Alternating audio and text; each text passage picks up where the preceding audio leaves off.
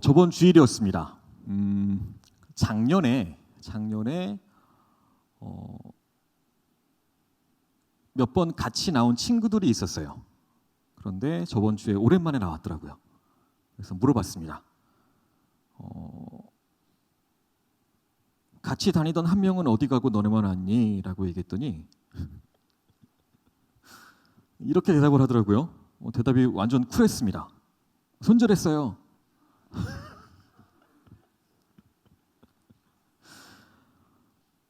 당황했습니다. 좀 황당하기도 하고요. 그래도 애써 티를 내지 않으려고 다시 물었습니다. 너네는 손절이 쉬워? 그랬더니 한치의 망설임도 없이 이렇게 대답합니다. 뭐라고 했을까요? 네.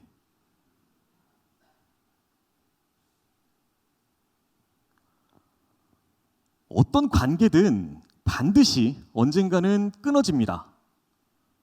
내가 애써서 붙잡고 있다고 해도 언젠가는 끊어집니다.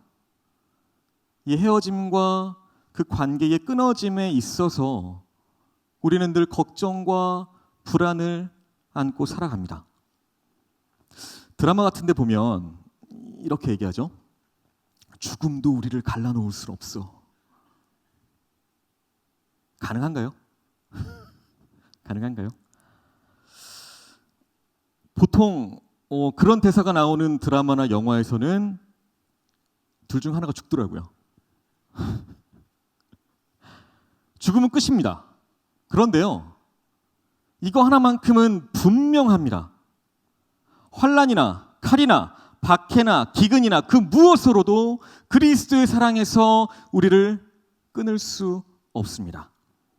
이 사실을 우리가 확실히 믿는다면 우리는 모든 삶의 자리에서 넉넉하게 이기는 자의 삶을 살아가게 될 것입니다.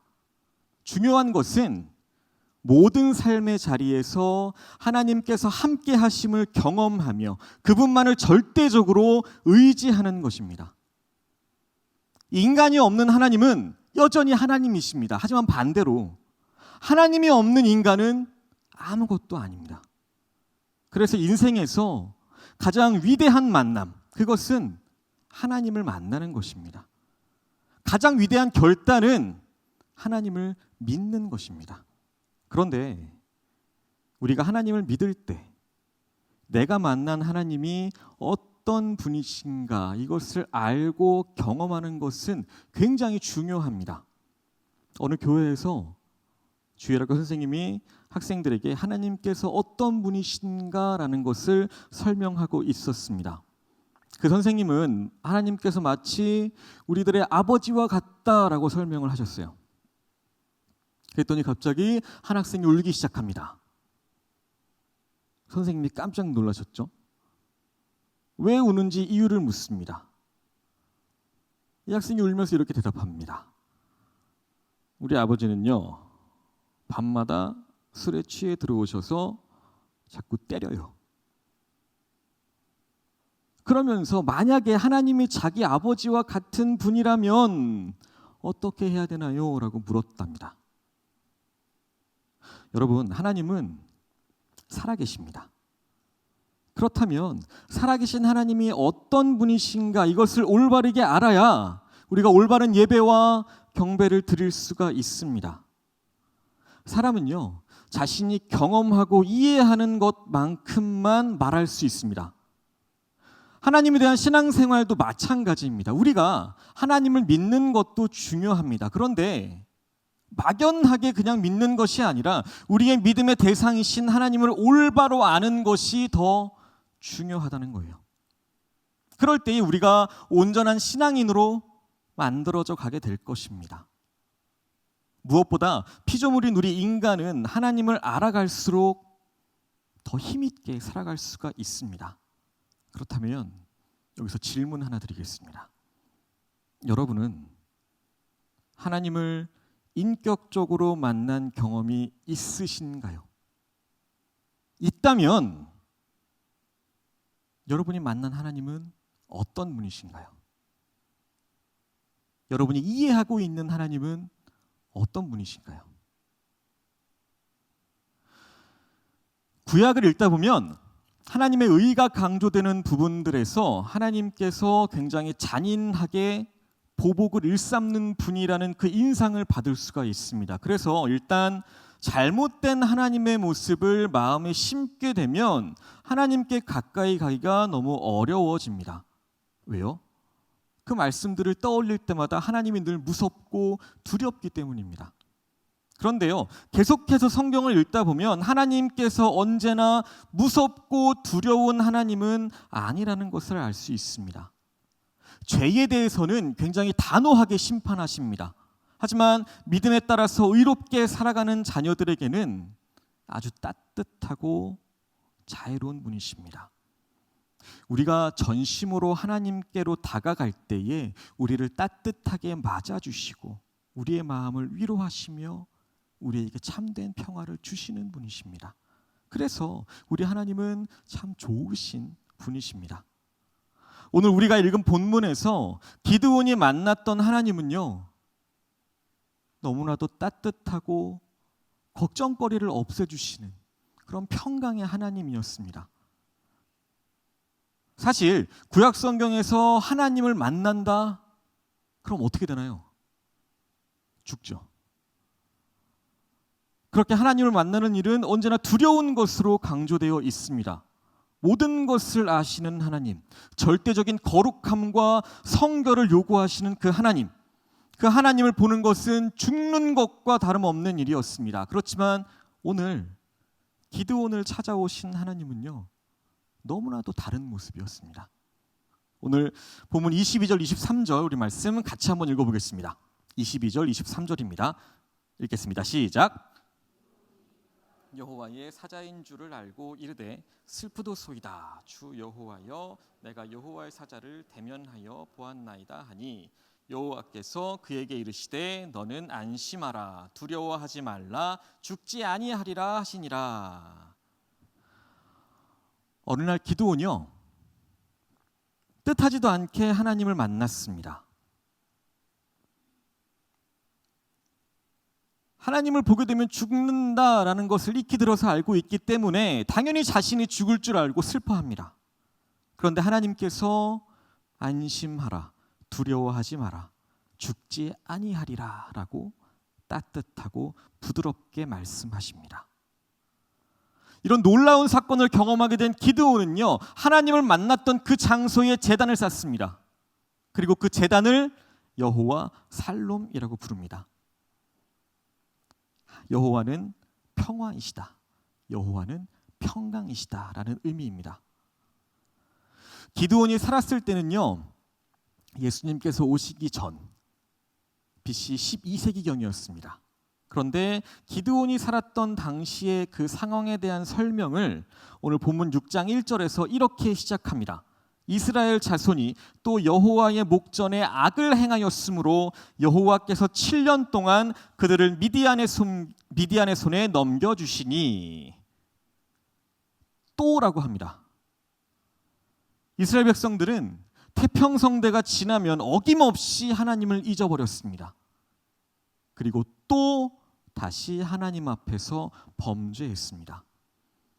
우리가 사사기를 읽으면서 깨닫게 되는 사실은요, 이스라엘 백성들이 야, 진짜 해도 너무한다 라는 생각이 들 정도로 그들은 살만하면 너무나도 쉽게 하나님을 잊어버렸습니다. 평안할 때 그들은 마치 고삐 풀린 망아지처럼 하나님 없이 자기들 멋대로 살았습니다. 그래서 하나님께서는 범죄한 이스라엘 백성들을 깨우치게 하기 위해서 이번에는 요단 동쪽에 있던 미디안을 사용해서 고통에 처하게 하십니다. 매년 농사철이 되어서 이스라엘 백성들이 씨앗을 심어 놓으면 이 미디안 사람들이 어김없이 치러 올라와서 다 못쓰게 만들어 놓습니다. 그런가 하면 이스라엘 백성들의 양과 소와 나귀를 남기지 않고 다 약탈해 갑니다. 먹을 만한 건 씨앗조차 남겨놓지 않았습니다. 뿐만 아니라 여자와 어린아이들까지도 끌고 갑니다.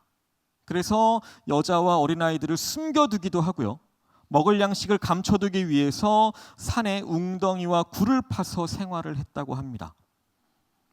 이스라엘 백성들은 이 어두운 굴에서 생활하면서 7년이라는 고통스러운 세월을 보냈습니다. 결국에 견디다 못한 그들은 그때야 비로소 자신들의 잘못을 깨닫기 시작합니다. 자신들의 범죄함으로 현재 자신들이 하나님의 징계 가운데에 있음을 뒤늦게 깨닫습니다. 이제 그들은 자신들이 해야 할 일을 합니다. 바로 하나님께 부르짖는 것입니다. 우리가 사사기를 통해서 깨닫는 것이지만 이스라엘의 이런 행위는 사사기에서 계속해서 반복됩니다. 죄를 짓고 고통을 당하고 그래서 하나님 앞에 부르짖어서 기도하고 구원을 받습니다. 한 번에 깨달으면 좋은데요. 그렇지 못하고 미련하게 계속 그 과정을 반복합니다. 이것이 이스라엘 백성들의 모습이었습니다. 오늘 본문 6절 말씀 다 같이 읽어보겠습니다. 시작. 이스라엘이 미디안으로 말미암아 궁핍함이 심한지라 이에 이스라엘 자손이 여호와께 부르짖었더라. 아멘. 자, 여기에 보면 이스라엘 백성들이 하나님께 구원을 부르짖었습니다. 하나님께서는 그들의 부르짖음을 들으시고 그 시대를 구원하고 그 백성들을 구하기 위해서 한 사람의 사사를 세우십니다. 그가 바로 기드온입니다. 기드온은요, 평범한 사람이었습니다. 성경은 그가 요아스의 아들이었다라고 기록하고 있는데요. 요아스, 이 이름의 뜻은요, 절망입니다. 근데 어쩌면 본명이 아닐 수도 있을 것 같아요. 그 시대가 너무나도 절망적이어서 그 이름을 절망이라고 붙였을지도 모르겠습니다. 어쨌든 그의 아들로 태어난 기드온은 오브라라고 하는 곳에 살았습니다. 뜻밖에도 하나님께서는 그곳에 있던 기드온을 찾아오셨습니다. 그렇다면 오늘 본문에 나타난 기드온이 만난 하나님, 그 하나님은 어떤 분이셨을까요? 여러분이 만난 하나님은 어떤 분이셨나요? 아니면 최소한 지금 이 순간만큼 여러분이 경험하는 하나님은 어떤 분이신가요? 기드온의 경험을 통해서 우리의 믿음의 대상이신 하나님은 어떤 분이신가?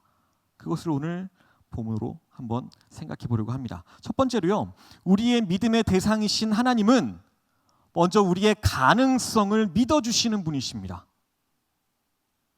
우리는 우리의 가능성을 아예 싹부터 짓눌러버리는 그런 사람들 사이에서 경쟁하며 혹은 전쟁하며 살아가고 있습니다. 우리를 인정하고 격려하기보다 멸시하고 천대하고 무시하는 사람들과 마주 대하며 살아갑니다.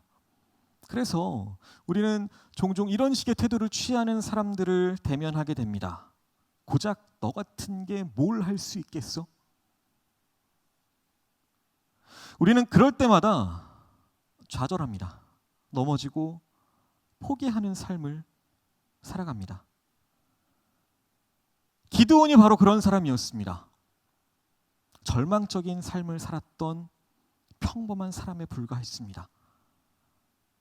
오늘 보면 15절에 보시면 기드온의 고백에서 그가 평소에 생각했던 모습들을 발견할 수가 있습니다. 우리 15절 같이 읽어볼까요? 읽겠습니다. 그러나 기드온이 그에게 대답하되 오 주여 내가 무엇으로 이스라엘을 구원하리이까? 보소서 나의 집은 므낫세 중에 극히 약하고 나는 내 아버지 집에서 가장 작은 자니이다 하니. 하나님이 기드온을 부르셨습니다. 그런데 기드온은 곧바로 예라고 대답하지 않았습니다. 곧바로 그렇게 예라고 대답하지 못하는 두 가지의 이유를 말해주고 있는데요. 첫 번째는 자신의 집안이 므낫세 지파 중에서 가장 약하다는 것입니다. 그리고 둘째는 자신이 가족 중에서도 가장 보잘것없다라는 것입니다. 이 고백에서 우리가 알 수 있듯이 기드온은 자기 자신을 타인에게 낮추는 그런 겸손한 사람, 이것을 넘어서서 정말로 자신을 비천한 자이고 보잘것없는 자라고 생각하며 살았습니다. 그런데 하나님께서는요, 다른 사람이 아니라 기드온에게 나타나셨습니다. 그리고 스스로 그렇게 생각하며 살아온 기드온에게 말씀하시는 하나님의 첫 번째 말씀, 뭐라고 하시나요? 큰 용사여, 여호와께서 너와 함께 계시도다. 하나님은요, 기드온을 보자마자 큰 용사라고 하셨습니다. 얼마나 놀랬을까요? 아마도 도대체 무슨 말씀을 하시는 건가? 지금으로 치면 보이스피싱이나 사기치는 건 아닌가? 자신을 세상에서 가장 비천하고 약한 자로 여기면서 지금껏 살아왔습니다. 그런데 그에게 큰 용사여, 이 말이 얼마나 황당하게 들렸을까요? 하지만 그 말은 사실입니다. 하나님은요, 기드온이 살아온 과거나 지금 현재를 보신 것이 아니라 기드온의 앞으로의 미래를 보셨습니다. 그런데요, 우리가 여기서 놓치지 말아야 할 게 있습니다. 그것은요, 여호와께서 너와 함께 계신다라는 말씀입니다. 하나님께서 기드온을 찾아오셔서 너는 큰 용사다라고 말씀하신 후에 너와 함께 하겠다라고 약속하십니다. 그러니까 이 말씀은 기드온이 큰 용사가 될 수 있는 것은 전능하신 하나님이 그와 함께 하시기 때문입니다. 아무리 연약한 사람이라도 하나님께서 함께 하시면 그 사람은 큰 용사가 되는 것입니다. 우리가 세상 속에서 강해지는 비결은 하나님이 나와 함께 하시는 것입니다. 성경 속에 나오는 수많은 인물들, 또 역사에서 나타난 수많은 영웅들, 이분들을 보시면 알 수 있습니다. 그들의 공통적인 특징은 무슨 일을 하든지 언제나 하나님께서 그들과 함께 하셨다는 것입니다. 미켈란젤로가 어느 날 큰 돌을 하나 발견했답니다. 그리고 그 막 돌을 보면서 엄청나게 흥분했답니다. 누가 보면 미친 사람처럼 소리내어 외치면서, 야, 다윗이 걸어 나온다. 다윗이 걷고 있어. 주변 사람들이 얼마나 한심하게 봤을까요? 돌을 보고 다윗이 걸어 나온답니다. 이해할 수가 없었습니다. 그런데요, 그 사람은 그냥 크기만 한 그 보잘것없던 돌이 다듬어지고 깎여져서 다윗상으로 만들어질 그 위대한 가능성을 보았던 겁니다. 이게 바로 가능성의 안목입니다. 하나님은 이 가능성을 가지고 보잘것없는 기드온을 찾아오셨습니다. 그리고 그를 선택하셨습니다. 하나님께서 그와 함께 하시고 그를 사용하실 때 일어날 놀라운 미래를 하나님께서는 먼저 보셨습니다. 될성 부른 나무는 떡잎부터 알아본다라고 하죠. 과거를 보면 오늘을 알 수 있고 오늘을 보면 내일을 알 수 있다라는 의미가 될 겁니다. 우리가 이런 사고의식에 빠져 있으면 결코 미래에 대한 가능성은 볼 수 없다는 겁니다. 과거에 있었던 그 하나의 실수를 보고 그 사람의 미래를 결정지어 버립니다. 그런 생각 속에서 결코 훌륭한 인물이 나올 수가 없겠죠. 성경 말씀을 보시면 하나님께서는 현재는 비록 보잘것없지만 미래의 가능성을 보시고 선택하셔서 쓰신 인물들이 많이 있습니다. 베드로를 볼까요? 베드로가 어떤 사람이었나요? 이 사람은 정서적으로 굉장히 불안정한 사람이었습니다. 아침과 저녁이 다른 사람입니다. 오늘 내일이 다른 사람입니다. 변덕이 너무 심해서 일관성이 없었던 사람이었습니다. 그래서 신뢰가 가지 않았습니다. 어느 한 구석도 믿기가 어려운 그런 사람이었습니다. 주님을 위해서 내가 목숨이라도 내어놓겠다고 큰 소리 쳤다가 상황이 불리해지니까 그냥 손바닥 뒤집듯이 예수님을 부인했던 사람이었습니다. 예수님께서 제자들의 발을 씻겨 주실 때 처음에는 발을 내놓지 않습니다. 예수님이 이렇게 말씀하시죠. 내가 너를 씻어주지 않으면 내가 너와 상관이 없다. 그때 베드로가 뭐라고 대답하나요? 그럼 아예 목욕을 시켜주세요. 다음 행동과 말을 전혀 예측할 수 없는 그런 불안정한 사람입니다. 어쩌면 이 베드로 자체가 스스로 이 변덕이 미덕이다라고 생각하며 살았을지도 모르겠습니다. 그런 사람을 찾아오신 예수님의 첫 마디 말씀이 뭐였나요? 요한복음 1장 42절에 보시면 내가 요한의 아들 시몬이니 장차 게바라 하리라. 게바는요, 반석이라는 의미입니다. 변덕을 미덕처럼 생각하며 살아왔던 베드로였습니다.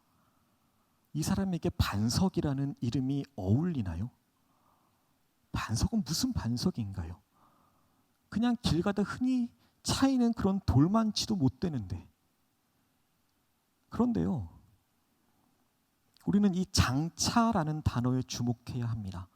주님께서는 지금은 변덕이 그렇게 죽글듯이 하는 베드로이지만 장차 거대하고 안정감이 있는 반석으로 보셨다는 겁니다. 그리고 그 반석 위에 주님의 교회가 세워질 것을 보셨다는 겁니다. 그분 앞에 겸손히 복종하는 그 삶에 나타날 위대한 가능성을 보셨습니다. 장차 이루어질, 후에 이루어질 그 가능성을 보고 지금은 그렇게 불안정했던 베드로를 믿어주셨습니다. 그리고 베드로는 그런 예수님의 손에 붙들려서 그의 삶이 변하게 됩니다. 하나님은요, 우리가 주님께 헌신할 때 우리가 어떻게 변화되고 주님의 사람이 될 것인가 이것을 알고 계십니다. 우리 인생의 크기는 우리가 누구인가 이것에 의해 결정되는 것이 아닙니다. 우리와 함께 하시는 분이 누구인가 그것에 대해서 우리 인생의 크기가 결정되는 것입니다. 우리에게는 하나님이 계십니다. 하나님께서 우리와 함께 하십니다. 그 하나님께서 우리의 가능성을 보시고 우리에게 다가오십니다. 그리고 우리의 가능성을 믿어주십니다. 그 하나님의 이름은 평강입니다. 두 번째로 우리의 믿음의 대상이신 하나님은요, 우리의 불평을 받아주시는 분이십니다. 13절에 보시면 기드온은 하나님을 보자마자 불평부터 늘어놓습니다. 우리 13절 말씀 같이 읽겠습니다. 기드온이 그에게 대답하되 오 나의 주여 여호와께서 우리와 함께 계시면 어찌하여 이 모든 일이 우리에게 일어났나이까. 또 우리 조상들이 일찍이 우리에게 이르기를 여호와께서 우리를 애굽에서 올라오게 하신 것이 아니냐 한 그 모든 이적이 어디 있나이까. 이제 여호와께서 우리를 버리사 미디안의 손에 우리를 넘겨주셨나이다 하니. 기드온의 불평입니다. 어째서 하나님께서 내가 이 어려움을 당하고 이 고통과 멸시와 천대를 받게 내버려 두시는가 이것을 따지고 있는 장면입니다. 기드온은 왜 애굽에서 나올 때 베풀어 주셨던 그 기적들을 지금은 해주시지 않는지 그것으로 하나님께 불평하고 있었습니다. 하나님께서 살아계신다면 마땅히 택하신 자신들, 그 이스라엘 백성들을 위해서 기적을 일으켜야 하지 않겠느냐라고 하는 겁니다. 하나님께서 우리를 버리신 게 아닙니까? 불평합니다. 어떠신가요? 우리랑 똑같지 않나요? 이렇게 불평하고 있지는 않으세요? 하나님께서 살아계신다면 불의를 행하는 저 못된 사람들을 싹 쓸어버려야 되지 않을까요? 하나님이 살아계신다면 어떻게 저런 불법을 저지르는 사람들이 더 잘 될 수가 있을까요? 정말로 하나님이 살아계신 게 맞나요? 그런데 기드온의 불평을 들으신 하나님께서 어떻게 응답하시나요? 만약에 여러분이 왕인데 여러분의 신하가 와서 막 불평을 그냥 막 터뜨리고 있다면 여러분이라면 그 신하를 어떻게 하실 것 같은가요?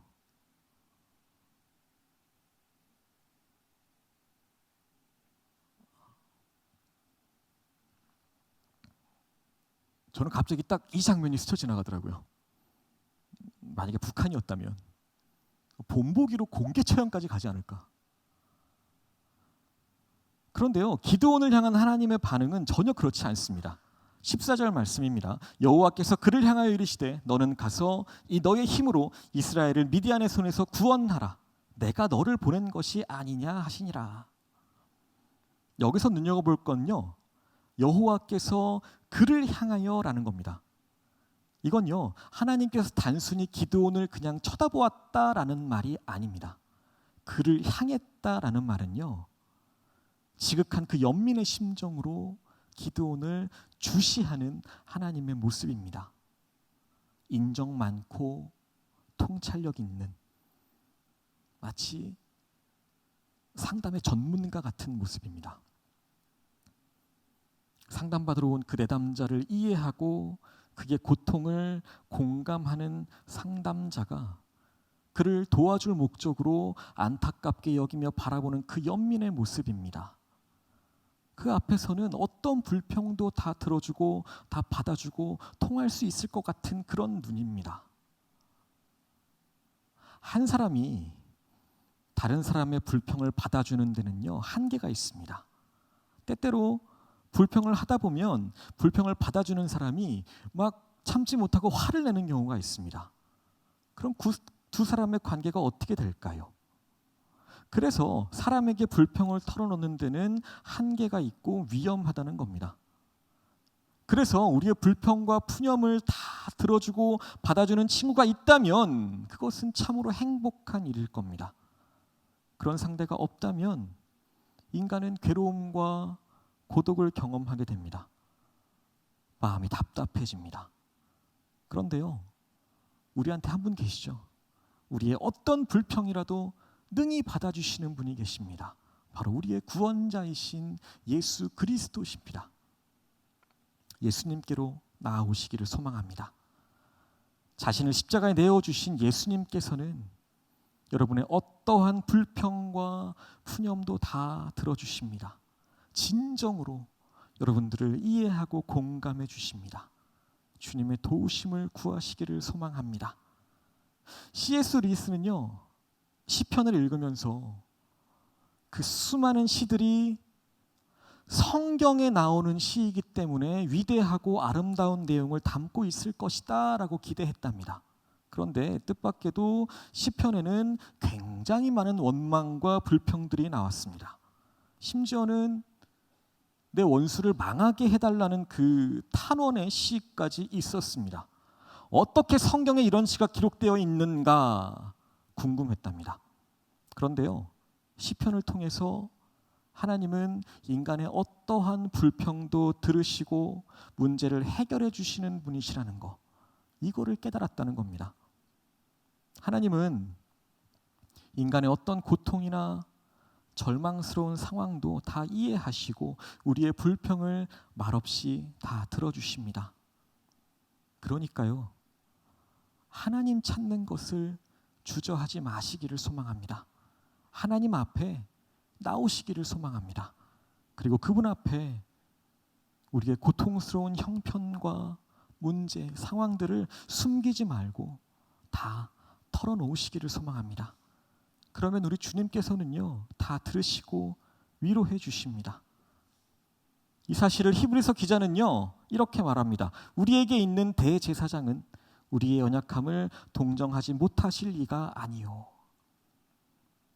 우리의 예수님은 이 땅에 계실 때 말로 다 표현할 수 없는 멸시와 천대를 받으셨습니다. 우리 인간이 경험할 수 없는 불공평과 고통과 시험까지도 당하셨습니다. 그렇기 때문에 예수님께서는요, 그 누구보다 우리를 이해하십니다.